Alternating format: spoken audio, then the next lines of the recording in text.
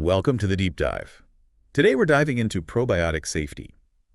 As endocrinologists, we're always thinking about medications and lifestyle, but Their gut microbiome, right? exactly, it plays such a huge role. And we've got all this research here getting into the safety of using probiotics with different patients. Yeah, the gut endocrine axis is fascinating. Right. What happens in the gut can affect hormones, insulin sensitivity, even appetite. So as endocrinologists, we need to know the benefits and the risks of probiotics. Absolutely. Okay, first off, probiotics are different from regular supplements. Oh, yeah. These are live microorganisms. Right. That adds a whole other level of complexity to safety.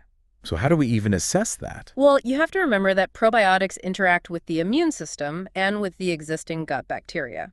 And it all really depends on the specific strain being used. One of the key things to remember is that safety is strain specific. Okay, so not all Lactobacillus strains are the same. Exactly. You can't assume they'll all have the same safety profile. So you really need to know the exact strain and what the research says about it, especially for certain patients. Exactly. And that brings up another important point, which is mislabeling. Uh-oh. Yeah, mislabeling of probiotic products is a real concern. If a product isn't labeled correctly, you don't know if you're getting the strain you think you are. That is a little unsettling. How can you even trust what you're getting then? Well, it's about finding reputable manufacturers. They follow strict quality control standards. And you can look for products that have been independently tested, verified by a third party. Good to know. The research also talks about antibiotic resistance in probiotics. I know that's something a lot of clinicians worry about. Yeah, and rightfully so. The transfer of antibiotic resistance genes from probiotics to other gut bacteria is a valid concern. The research makes a distinction between intrinsic resistance, which is natural to the strain, and acquired resistance, which happens through gene transfer. Intrinsic resistance is generally considered less of a problem. Can you give me an example of how this plays out in real life? Sure. The FDA actually deemed the B. animalis subs lactis BB12 strain safe for use in infant formula, and it carries a tetracycline resistance gene. Wow, okay. But they determined that the gene was unlikely to be transferred because of its location, and also tetracycline isn't usually prescribed to young children. So it's like a case-by-case thing. Yeah, you have to take all the factors into account. So let's talk about specific groups of people. The research really stresses being careful with probiotics for infants, especially premature infants. Oh, absolutely. Infants have a developing gut microbiota and immune system, so they're much more vulnerable.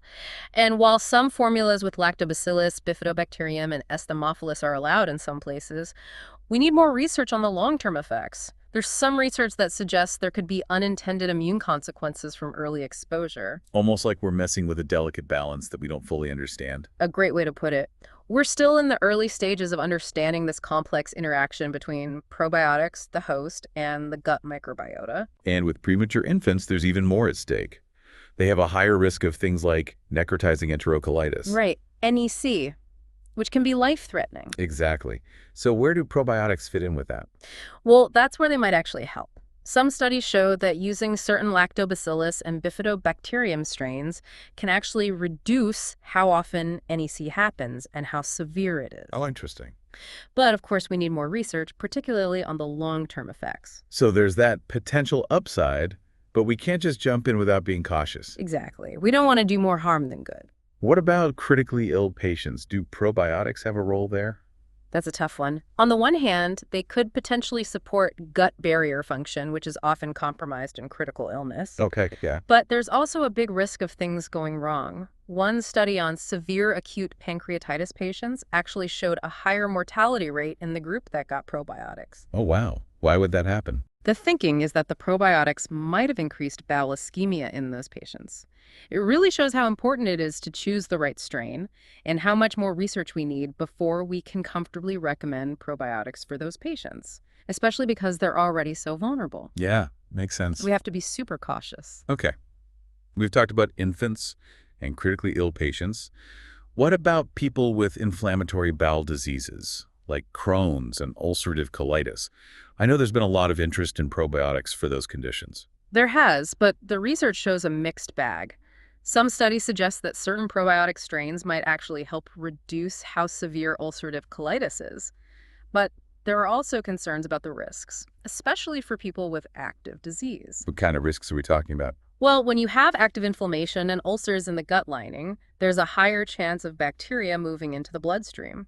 And there's even a case report of sepsis with Lactobacillus rhamnosus in a patient with severe colitis. So even for conditions that might benefit from probiotics, there's still risk. Exactly. And that just underlines how important it is to really understand each patient's individual situation, the specific strains you're considering, and weighing the potential risks and benefits. This has been fascinating, really digging into the complexities of probiotic safety. It seems like there's so much we still don't know. Absolutely. There's still a lot of research needed to give better advice. And one thing's for sure, we can't rely on old ideas about safety when it comes to probiotics. Like, just because a strain has been used safely in food doesn't mean it's safe to use for treatment, especially in higher doses or for vulnerable people. Yeah, we need a more rigorous approach, right? Really look at each strain. Exactly. We need to look at things like, could it cause infection? Could it produce toxins, antibiotic resistance, and is it genetically stable? And that's where genomic sequencing is becoming so important. The research talked about how genomic sequencing can help us spot potential problems early.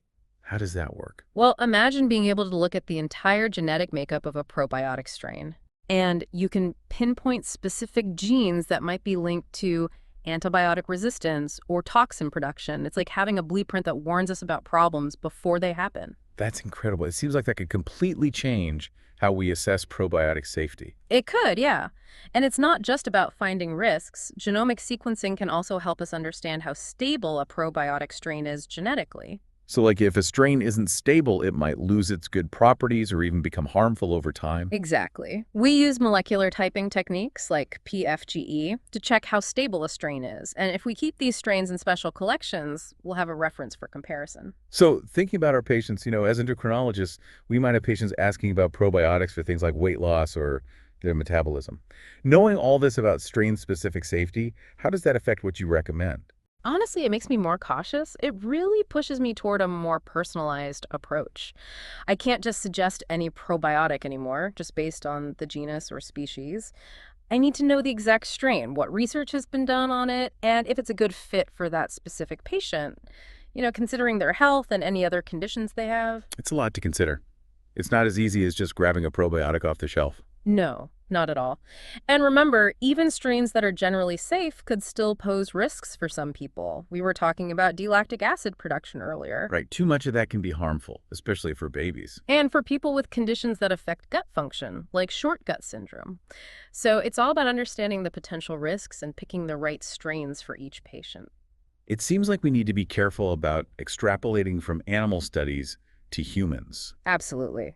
That highlights the need for well-designed human clinical trials.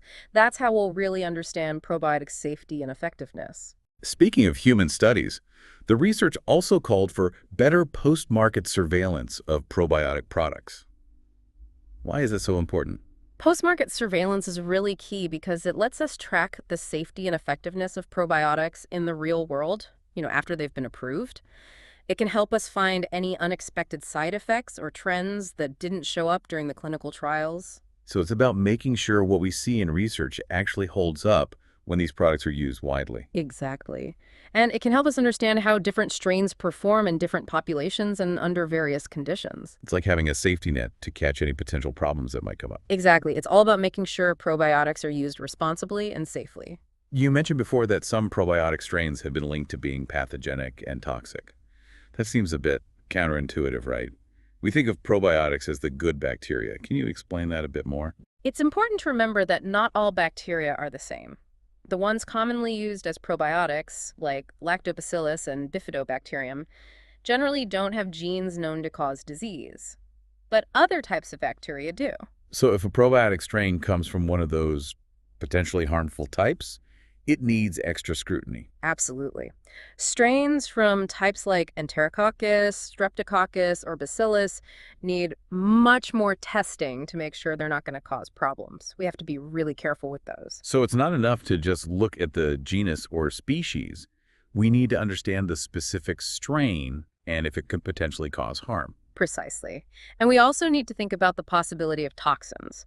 Some bacteria produce toxins that are harmful to humans, so it's essential to pick probiotic strains that have been screened for that. It sounds like there are multiple layers of safety assessment involved when it comes to probiotics. There are, and that can be a real challenge for clinicians who are trying to make informed decisions about recommending probiotics.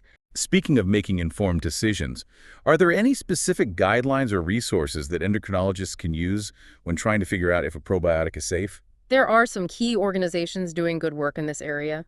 The European Food Safety Authority, EFSA, and Health Canada, for example, have made recommendations and are working on clear rules for probiotics. How about here in the U.S.? Here in the U.S., we have the GRAS designation, generally recognized as safe.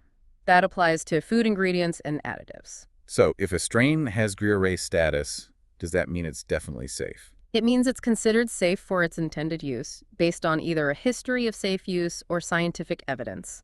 But it's important to remember that GRA status doesn't guarantee safety in every situation. The research mentioned the FDA's stance on the B. animalis subsepsi lactis BB12 strain, which is GRAS for infant formula, even though it has a tetracycline resistance gene. That's a good example of how the FDA looks at safety from different angles. They considered the type of resistance gene, how the probiotic would be used, and who would be using it when they made that decision. So it's not just black and white. There are a lot of shades of gray. Absolutely. That's why it's so important for us to stay informed about the latest science on probiotic safety. The research also mentioned a couple of other key initiatives, the ProSafe project and the AC-ART project. Can you tell us a little about those? Yeah, those projects have done some really important work in gathering data about probiotic safety. ProSafe focused on antimicrobial susceptibility testing for lab strains that are commercially available. And AC-ART gave recommendations for assessing and understanding antibiotic resistance in probiotics meant for people. So they're helping to establish standards and guidelines for figuring out if probiotics are safe. Exactly. And that's crucial as the probiotic market keeps growing and there are more and more new products coming out. It's really interesting to see how this field is developing. We're moving away from just relying on tradition and anecdotal evidence and toward a more rigorous, science-based approach to probiotic safety. Absolutely. That shift is essential to make sure probiotics are used responsibly and effectively. It's becoming clearer and clearer that the gut microbiota is a complex and dynamic system. It really is. We're only just starting to understand its role in health and disease. It's like this huge, unexplored territory inside our bodies. And when we introduce probiotics into that environment, it can have wide-ranging, sometimes unpredictable effects. That's why a careful, informed approach is so important. You mentioned that you're seeing more patients asking about probiotics these days. What are some of their concerns? Many are curious about the potential benefits, but they're also worried about safety. Things like side effects and how probiotics might interact with medications they're already taking. Have you noticed any trends in what kinds of conditions people are asking about probiotics for? Definitely seeing more interest in probiotics for metabolic health, weight management, and even hormonal balance. Which makes sense given all the new research on the gut-brain axis and how it affects endocrine function. So as endocrinologists, we need to be ready to have these conversations with our patients and provide guidance that's based on evidence. Absolutely. We need to be able to look at the research critically, understand the limitations of different studies, and keep up to date on the latest safety guidelines. Sounds like a lot to keep track of. It is, but it's also a really exciting time to be working in this field. We're making amazing discoveries about the gut microbiota and how it affects our health, and that knowledge is changing how we approach patient care. One thing that really stands out to me from this discussion is how important a personalized approach is. It's crucial. We can't just make general recommendations about probiotics. We have to think about each patient's health, their specific concerns, and the potential risks and benefits of probiotics for their individual case. It's about tailoring the treatment to the person, not the other way around. Exactly. That takes a thorough understanding of the patient, the condition, and the specific probiotic strain being considered. The research also highlighted how important it is to have accurate strain identification and labeling for probiotic products. It seems like there's a lot of room for improvement there. There is. Mislabeling can lead to false claims about safety and effectiveness, which puts people at risk. We need stricter rules and better enforcement to make sure probiotic products are labeled correctly. So, as an endocrinologist, if you're thinking about recommending a probiotic, how can you be sure it's accurately labeled? It's a tough question. There's no guaranteed way to be 100% sure without independent testing. But there are things you can do to reduce the risk. Choose products from companies with a good reputation and high standards. Look for products that have been independently tested and verified, and keep an eye out for any recalls or warnings from regulatory agencies. Be a smart consumer and do your research. Exactly. And we need to educate our patients about these issues too, so they can make informed choices. It sounds like there's a lot to think about with probiotics, both for ourselves and our patients. What are some key questions an endocrinologist should ask when evaluating a probiotic? The first question is there enough evidence to support using a probiotic for this specific condition or concern? We need to be evidence-based in our approach. Right. And if there is evidence, we need to look at the specific strains that have been studied. What do we know about their safety?